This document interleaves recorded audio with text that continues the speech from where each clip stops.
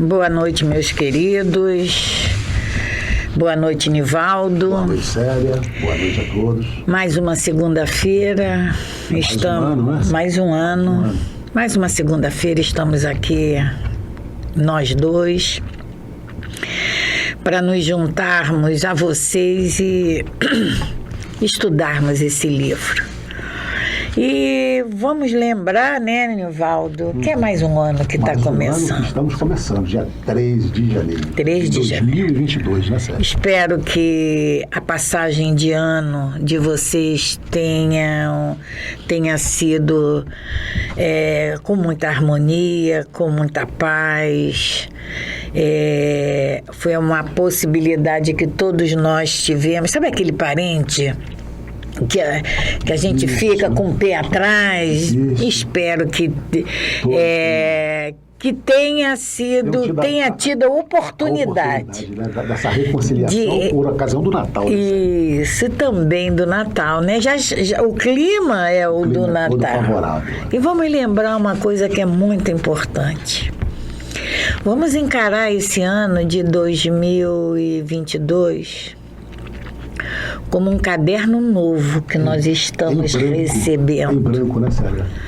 Sabe aquela corrida, as papelarias para comprar o material escolar? Nós recebemos esse caderno. Esse caderno de páginas infinitas, aonde nós vamos poder começar a reescrever a nossa história.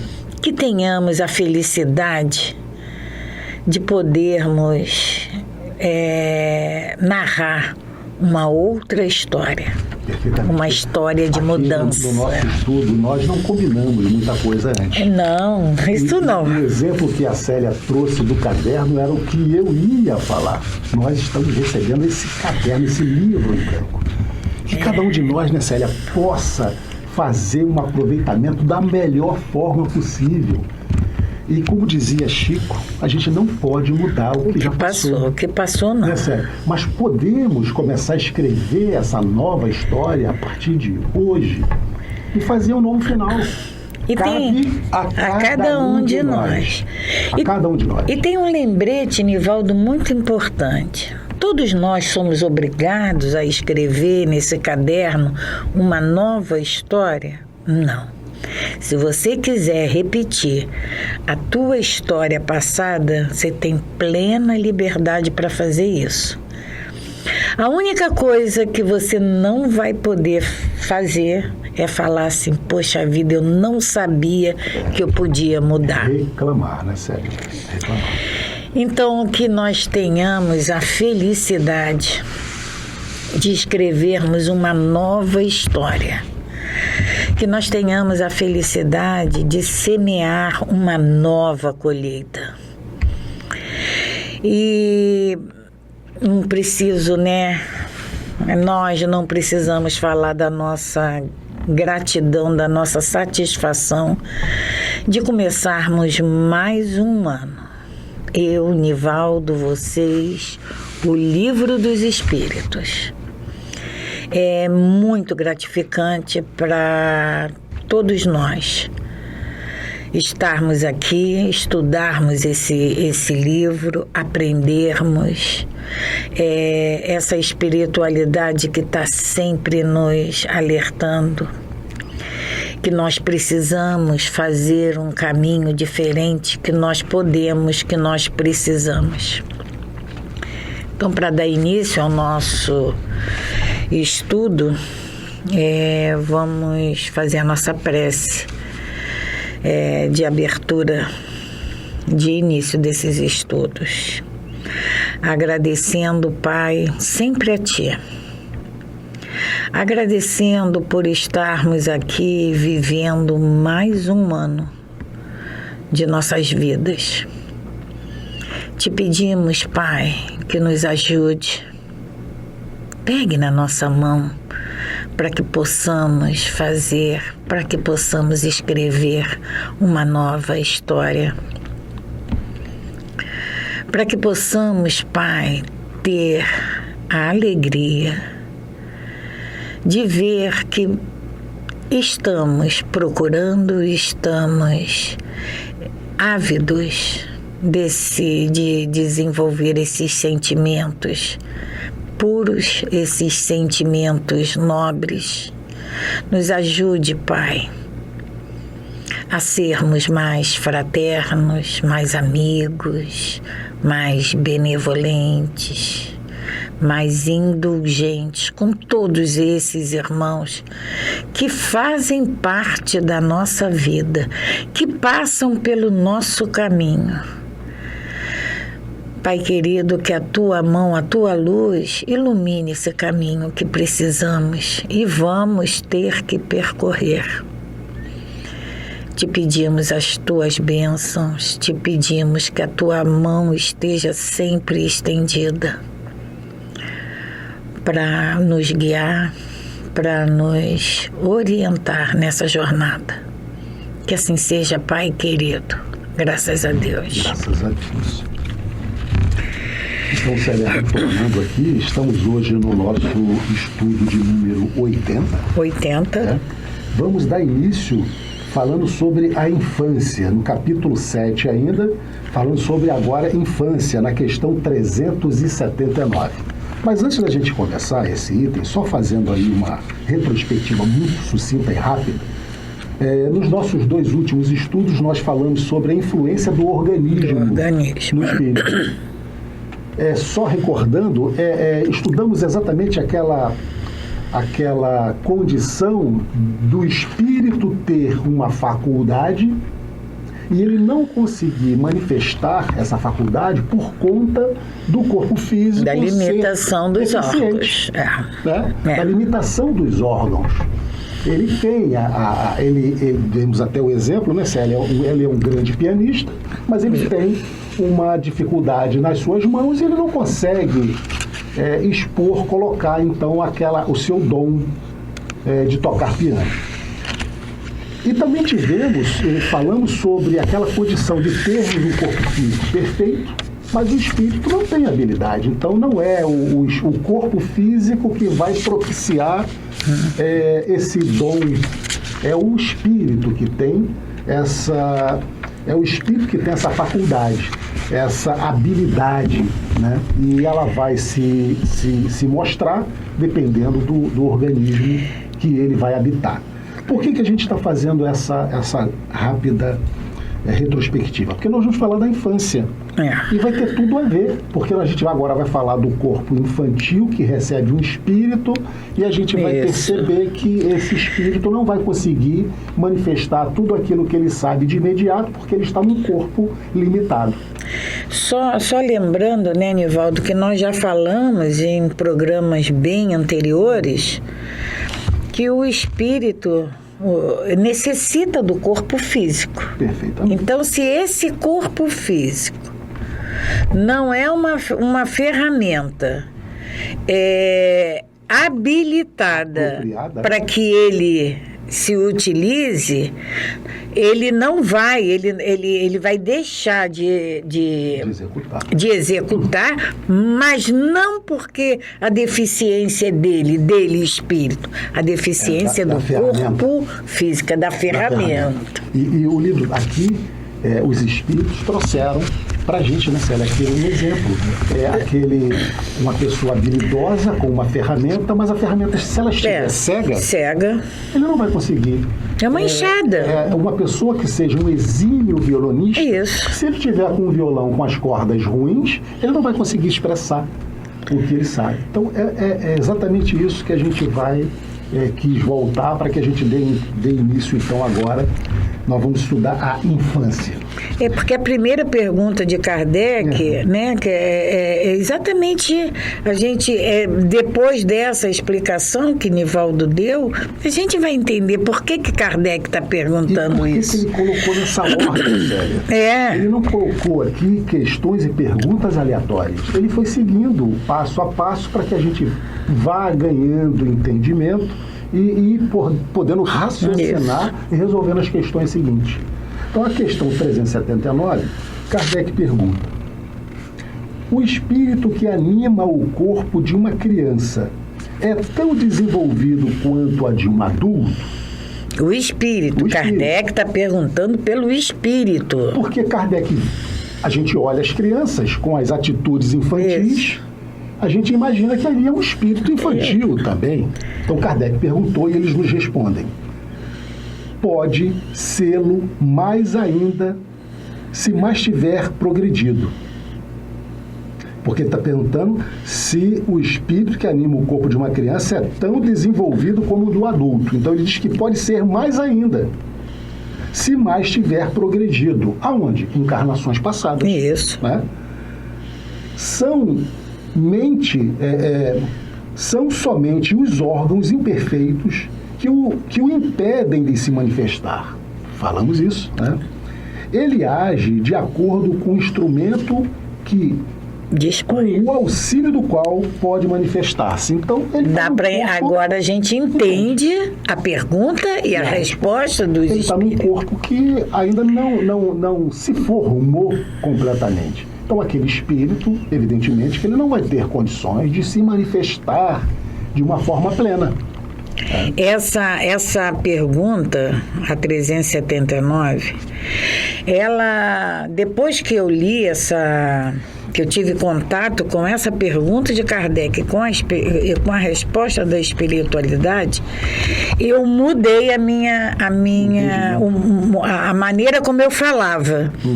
Porque eu tinha o hábito de virar para os meus netos e falar assim, espíritozinho, vem cá. E não é espíritozinho, o corpo é pequenininho, mas o espírito não. Então eu falei assim, pode ser muito maior do que a gente muito maior. Então, maior em termos de conhecimento, né, de habilidade. O espírito, ele não é aquela coisinha pequenininha, meiga, indefesa, que a gente ama, né? E ele precisa ser assim por uma série de motivos, né? A gente vai estudar aqui para frente, exatamente o que eu ia falar, né, Célia? Então, a gente poderia já nascer grande? Pois é, podia, né? Já que o espírito é grande, vamos nascer. Deus tem toda essa sabedoria, ele sabe exatamente o porquê de cada coisa. Cada e a gente vai ter a oportunidade de entender. Isso. E aí a questão 380.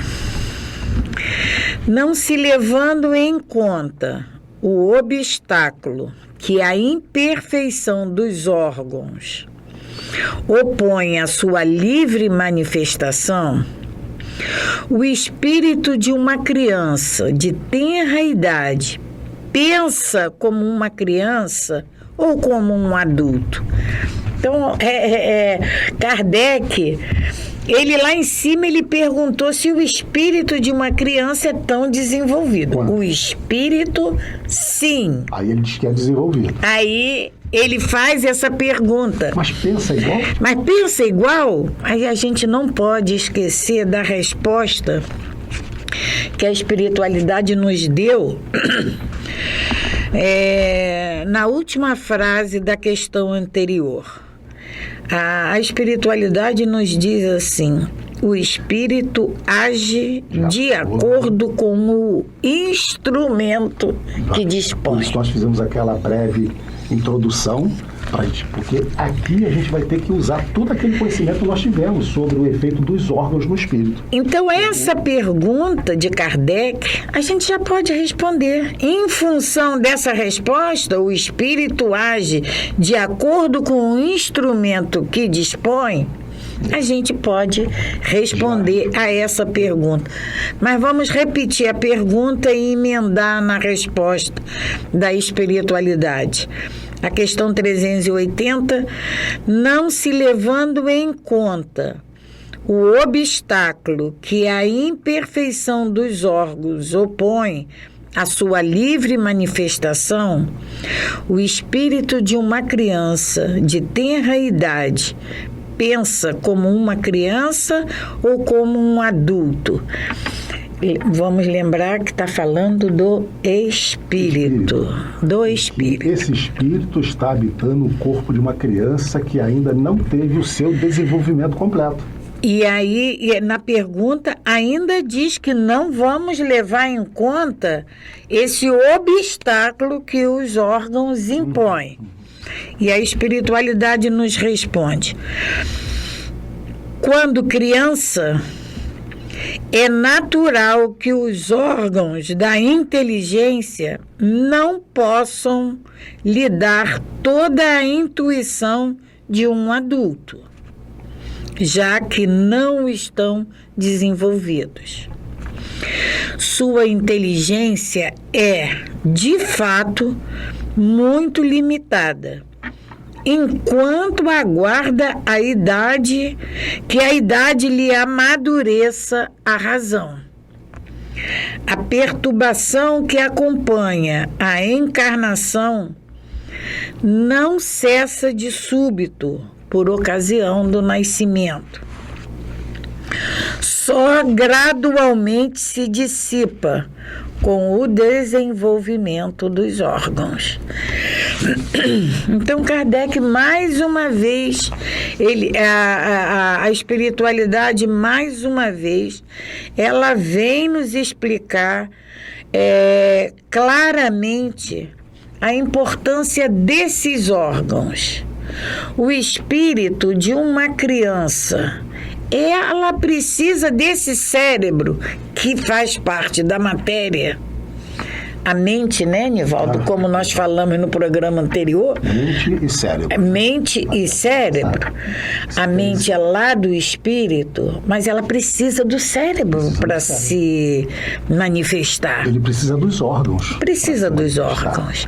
Então, se esse órgão é infantil, se esse órgão ainda não atingiu a maturidade, ele não pode. Como que ele vai usar essa ferramenta se essa ferramenta não proporciona a ele essas possibilidades? Né? Então, fica tudo essa resposta da espiritualidade. É por isso que esse nosso estudo, Nivaldo, ele é assim muito importante, porque olha que explicação vai trazer para nós, vai trazer dos nossos filhos e netos. Né? Olha como nós vamos olhar agora para o nosso... olhar de uma forma diferente. E ali, né? A gente, até para fazer aqui, Célia, um entendimento, né? A gente colocar as fases do crescimento da criança. Né? A gente tem a primeira infância, que vai de 0 a 3 anos. A segunda infância, de 3 a 6 anos. A terceira infância, de 7 a 12. E a partir de 12 aos 18, a adolescência.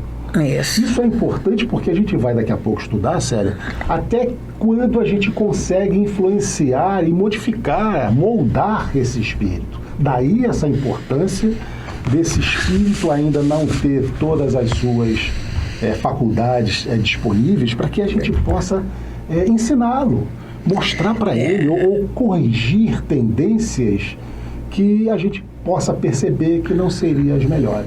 Porque, né, a gente vai ver que nessas fases de infância é quando esse espírito está assim aberto para receber essa orientação que nós temos a obrigação de dar. Que importância a gente vai ter nesse estudo desse item aqui da infância do Livro dos Espíritos, porque vai mudar completamente a nossa visão sobre as crianças. E aí nessa questão tem uma notazinha de Kardec. Uma observação vem confirmar esta resposta. Os sonhos de uma criança não têm o caráter dos de um adulto. Seu objetivo é quase sempre pueril, o que é um indício da natureza das preocupações do espírito. É exatamente isso, né, Célia? Quem já teve a oportunidade de ouvir uma criança... o sonho de uma criança. O sonho de uma criança é assim algo... né? Fantasioso. Compatível, o que o Kardec diz aqui, exatamente. É compatível com a sua idade, com o seu desenvolvimento mental daquela época. Né? Na questão 381, Kardec pergunta: com a morte da criança, o espírito retorna imediatamente seu vigor anterior.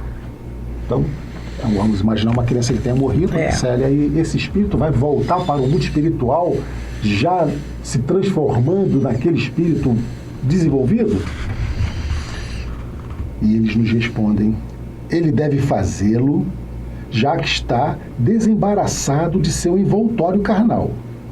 Todavia, só retoma sua lucidez anterior quando a separação se completa, separação do corpo físico. Isto é, quando não mais existe elo algum entre o espírito e o corpo. Então, no momento em que há o desencarne de uma criança, ele ainda vai se manter daquela forma de criança até que ele possa se desmaterializar por completo. Ele se auto-perceber que romper todos os laços, né? De se desfazer de todos esses laços do corpo físico, e ele gradualmente, isso leva um tempo, isso não é assim, gradualmente ele vai tomando consciência de si. A mesma coisa que acontece com a criança, Cláudia. Célia, nós nascemos e a gente leva um tempo até que a gente possa ter noção de quem nós somos. É a perturbação, né? Pós-morte. Então, é a mesma. Que a gente lembre, eu costumo sempre perguntar, quando que você percebeu que você era você? Né? Às vezes com 6 anos, com 5, raramente com 4 anos, mas os primeiros pensamentos que você se deu conta de você era uma individualidade. Exatamente, acontece a mesma coisa com o espírito quando ele retorna. Ele vai ficar nesse processo até que ele venha a entender exatamente o processo que aconteceu com ele. Aí, Nivaldo, pensando nessa resposta da espiritualidade, a gente vê como é o amor, a misericórdia do nosso Pai com a gente, para com todos nós. Mas como é que seria uma criança, o espírito animando um corpo infantil aqui e pá, chega ao mundo espiritual e bum! Olha, sabe? Ou você ter aqui, né, Célia, uma criança que já nascesse com toda a malícia de um adulto. E aí a gente percebe que existe um carinho, existe uma preparação, existe um cuidado muito grande para que a gente chegue aqui. Por isso que a gente fica 9 meses, os 9 meses de gestação, e a gente passa por todos esses períodos de infância. Então a gente percebe o carinho. É o que você falou bem, Marcela, são 9 meses de gestação, depois passamos pela primeira infância, segunda infância, e a mesma... até chegar à nossa adolescência, quando os hormônios já começam a aflorar, e aí muitos de nós chamamos de, não adolescência, aborrecência, né? Quando o espírito realmente começa a tomar posse das suas faculdades, das suas habilidades, dos seus, de todas as suas vontades. E a mesma coisa acontece com todos nós. No mundo espiritual existe esse preparo, esse cuidado com o nosso despertar. Então não vai ser diferente com o espírito de uma criança. A questão 382. Durante a infância, o espírito encarnado sofre com o constrangimento que lhe é imposto pela imperfeição de seus órgãos.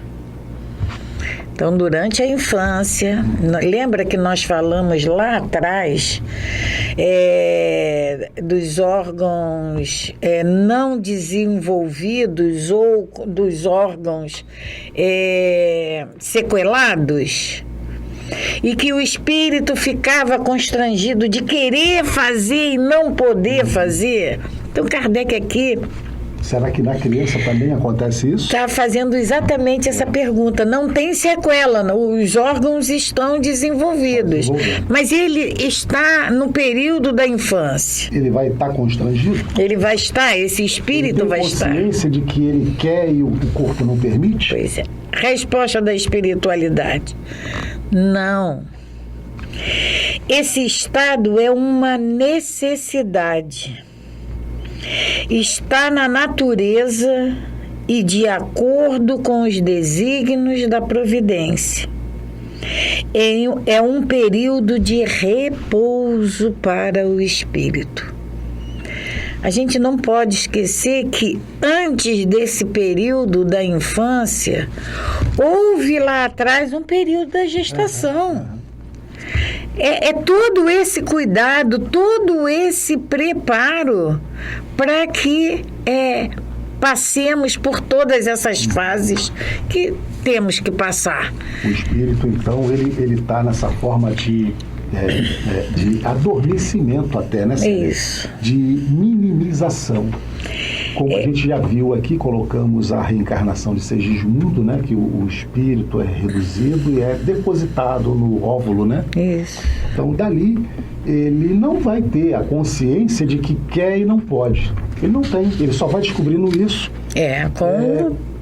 Com o decorrer das suas infâncias. Com esse desenrolar, com essas fases que todos nós passamos, nessas fases que a criança... averiguar cada fase dessa de 0 a 3 anos, qual é o desenvolvimento da criança, de 3 a 6 e de 7 a 12, e depois de 12 a 18, a gente ia particularizar o desenvolvimento dessa criança. Não vamos aqui entrar nessa questão. E o que a espiritualidade nos diz é para chamar nossa atenção. É um período de repouso para o espírito. É nesse repouso para o espírito, porque a gente acha que repouso é... descansar, dormir, né? Dormir, não. É um repouso das atividades dele. A próxima questão, Célia, vai aprofundar um pouco mais essa necessidade. Então vamos na próxima questão. Olha a questão 383. Qual é, para o espírito, a utilidade de passar pelo estado da infância? De passar por esse repouso. Esse repouso, essa dormência. Qual é o objetivo? E eles nos respondem: o espírito, encarnado para se aperfeiçoar, é mais sensível durante esse tempo. As impressões que recebe e que podem ajudar no seu aperfeiçoamento, para o qual devem contribuir aqueles que estão encarregados de sua educação.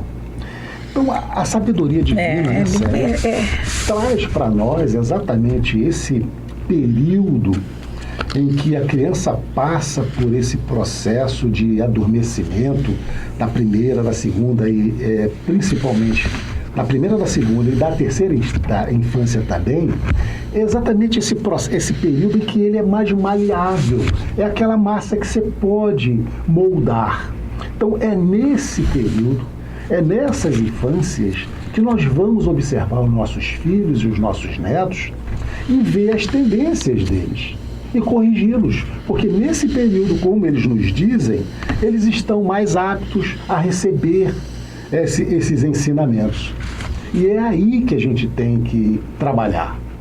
Corrigindo, como já falamos aqui, né, Célia? Observamos aquela criança que cometeu algum equívoco, chamando a atenção imediatamente. Não pode passar a mão e deixar para depois. Situações que a gente sabe que espíritos que vieram para resgatar dívidas do passado. E aí, Nivaldo, eu não sei qual é a resposta, qual é a pergunta que pode passar assim batida desse livro. Não sei. Porque, veja bem, lá em cima, na pergunta anterior, 382... a espiritualidade nos diz que é um período de repouso do espírito. E agora Kardec vem perguntando qual é a utilidade de passar por esse repouso. E aí nos esclarece a espiritualidade que é nesse período que a criança está mais acessível às informações que nós temos que dar. A transmitir. E aí ele diz assim, que é para auxiliar o seu adiantamento, para o qual deve contribuir os que estão encarregados de educá-lo. E aí... O nosso papel aí, né, Célia? É só o pai e a mãe? Não, todos. Os que estão encarregados de educá-lo. E aí a gente vai aumentar essa abrangência para todos que envolvem aquela criança. Perfeitamente. Sabe quando a gente chama uma criança de inútil? Sabe quando a gente agride uma criança com palavras? Nossa. A gente não sabe que espírito é aquele que está ali para se desenvolver. E os traumas, Célia? Sabe quando a gente agora mesmo no Natal, aquela armazinha de brinquedo que demos aos nossos filhos, aos nossos netos, a gente não sabe o que esse espírito fez aí atrás. E essa arma pode despertar, vir a despertar nele todas essas... Esse entendimento dessas questões do Livro dos Espíritos. E aquela mãe, Célia, que erotiza já aquela criança, aquela filha já com pouca idade, já pintando a unha, colocando roupinhas sensuais, com danças eróticas. Será que espírito que está ali? Aquele pai que molha a chupeta na cerveja e põe na boca do filho? Isso tudo a gente precisa falar, porque é a nossa responsabilidade. É muito sério isso, porque essa criança, ela vai se tornar um adulto, ela vai amadurecer e muitas das vezes nós não vamos estar mais aqui para presenciar ao vivo e a cores, mas vamos presenciar no mundo espiritual. E lá nós vamos falar o que eu fiz. O que eu ajudei a construir. Chega da escola trazendo um objeto que não pertence a ele, diz que achou. Meu filho é esperto. E a gente vai achar bonitinho, meu filho achou. Não, retorne à escola e faça com que ele devolva. Se ele achou que não era dele, ele precisa devolver. De pequeno, é essa idade que nós temos que começar a modificar o caráter dessa criança que está vindo aí. Esse período que a espiritualidade, que a providência divina nos dá para que a gente possa operar. E aí, esse novo serzinho que aí nós vamos pensar, Nivaldo, no véu do esquecimento. Porque muitos de nós pode pensar assim, poxa vida, mas se eu soubesse que eu gerei um espírito que outrora foi um exímio usurpador, eu não teria feito aquilo. Mas qual é o teu mérito de saber e consertar aquilo? Exatamente. O nosso mérito é entender que a misericórdia do nosso Pai nos destinou aquele serzinho, olha eu falando no espíritozinho, aquele ser para que a gente ajudasse, auxiliasse ele no desenvolvimento dele. E esse auxílio, nesse desenvolvimento, também é auxílio para nós. A gente precisa entender que nosso Pai confiou em cada um de nós. Exatamente. E nós vamos ter que responder por isso. Vamos responder, né, Célia? Pelo que nós fizemos com esses filhos, com esses espíritos que nós recebemos e que recebemos para melhorá-los. Pois é. E a gente não pode esquecer nunca que hoje eles são nossos filhos. Mas antes de ser nossos filhos, É filho de Deus. é filho de Deus. É filho, somos filhos do nosso São Pai, nossos irmãos espirituais. né? Muito importante isso tudo. E aí vem a questão 384. Eu leio? Pode, é você. Porque a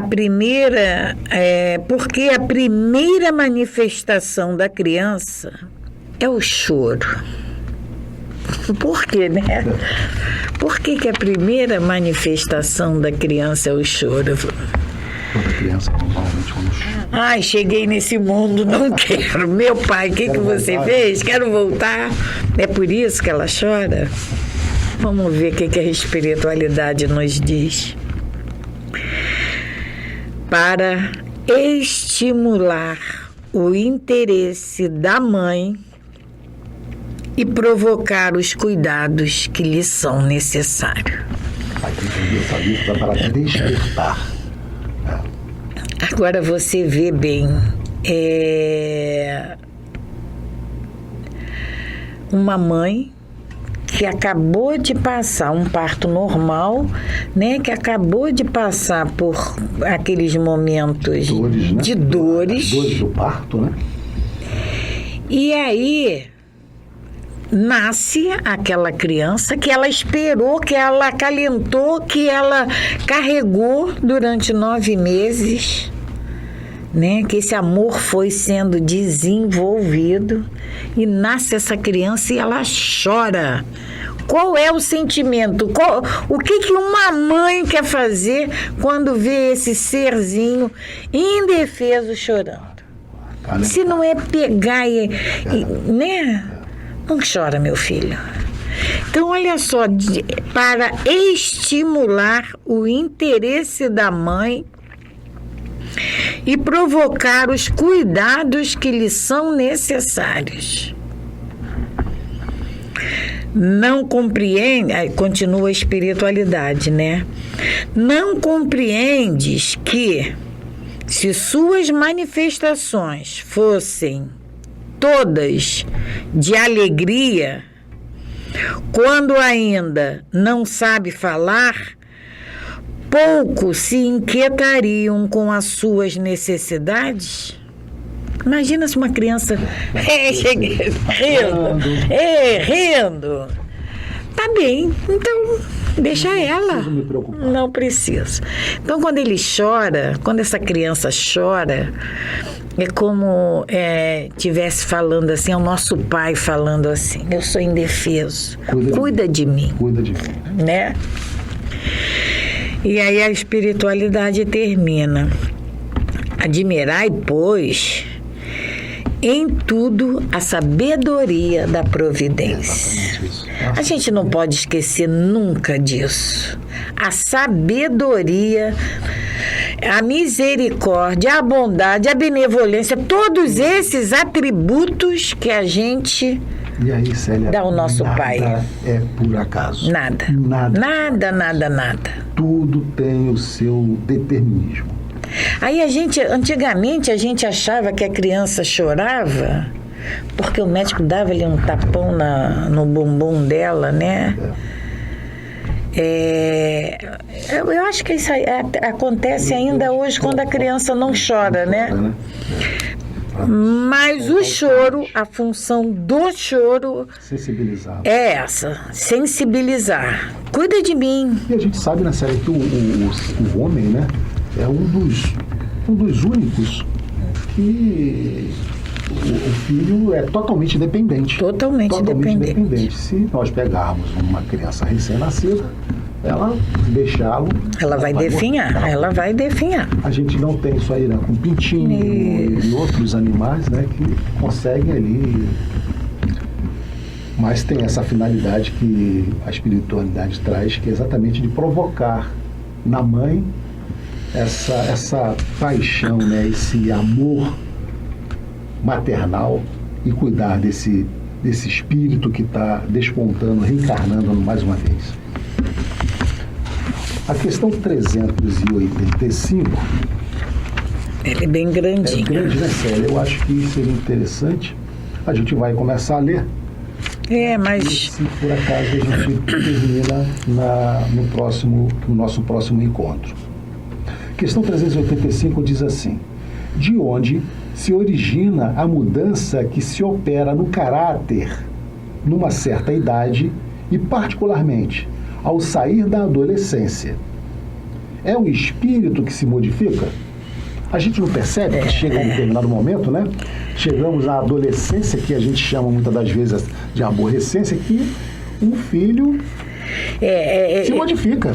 Ele começa a colocar as suas vontades e fica difícil a gente controlar muitas das vezes. a gente, Nivaldo, a gente costuma falar, nós pais, né, costumamos falar que quando eles são pequenininhos, a gente pega, bota dentro do carro, bota dentro do ônibus e vai mesmo com a gente, né?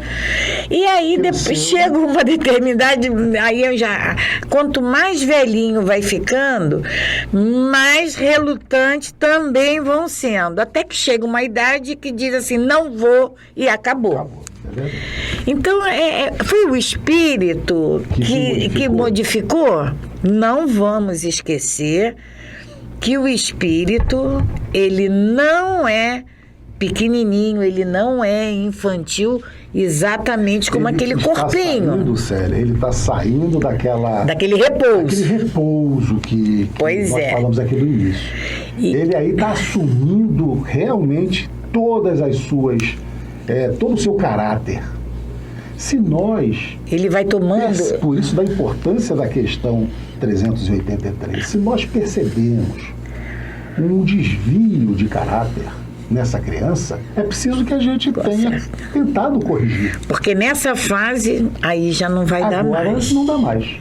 Porque aqui, Nivaldo, ele toma posse de todas as suas decisões, de todas as suas faculdades. E aí é mais difícil. É bastante difícil, né, Célia? Aí, Nivaldo, no programa que vem, a gente volta essa pergunta. A questão 385. Só lemos a pergunta praticamente, né? Então, vamos fazer o nosso encerramento de hoje, esse início de ano, lembrando do que falamos no início, que a gente possa, cada um de nós, fazer a utilização consciente desse novo livro que se desponta para cada um de nós. Que nesses próximos 365 dias ou 362, a gente tenha a oportunidade de escrever uma história diferente, uma história vibrante, uma história de reconciliação, de carinho, de afeto, de entendimento, de perdão, que a gente possa cada vez mais estarmos juntos nesses estudos, descobrindo exatamente cada questão dessa e trazendo para as nossas vidas. Porque não importa o que a gente sabe, importa sempre o que a gente está fazendo com o que a gente sabe. E que cada um de nós possa fazer essa diferença, possa, a partir de hoje, dizer: eu quero mudar, porque a nossa vontade é determinante. Todos aqueles que fizeram projetos para esse novo ano, de fazer um novo curso, de mudar de profissão, de emagrecer, muitas das vezes, ou seja, que seja qual for o seu projeto para esse novo ano, que você tenha sempre em mente que a sua determinação vai ser decisiva para que você dê continuidade e faça esse projeto modificar. Então, que cada um possa fazer o melhor de si. Não esquecendo, né, Célia, nunca de olhar sempre para o lado dos nossos irmãos necessitados, para todos aqueles que estão precisando de nós, porque a humanidade é essa grande corrente que, ao mesmo tempo que a gente estica a mão e alguém nos puxa para cima, nós temos que esticar a nossa mão. É nossa obrigação. É a nossa obrigação e puxar quem estiver ao nosso lado ou atrás de nós. que a gente possa fazer essa corrente do bem a partir de hoje. Porque, Nivaldo, muitas das vezes a gente vê aquele irmão caído lá, a gente nós ainda não estamos num estágio tal de evolução de ir lá, levantar, abraçar, acolher. Não estamos ainda, a gente reluta. Mas uma prece, envolver esse irmão em luz, nós podemos. Um desejo mental naquela hora de que os amigos espirituais possam envolvê-lo, que ele possa ser despertado, isso a gente pode fazer naquela hora. Pode fazer. Não fazer uma prece longa não, mas só aquele pensamento, aquele desejo maior de que ele possa vencer também essa dificuldade pela qual ele está passando. Então, obrigado a todos vocês. Que tenhamos um ano de muita paz para todos nós e até a próxima. E sempre juntos, tá? E sempre juntos, né? Com certeza. Paz e bem, paz e luz. Paz, muita paz.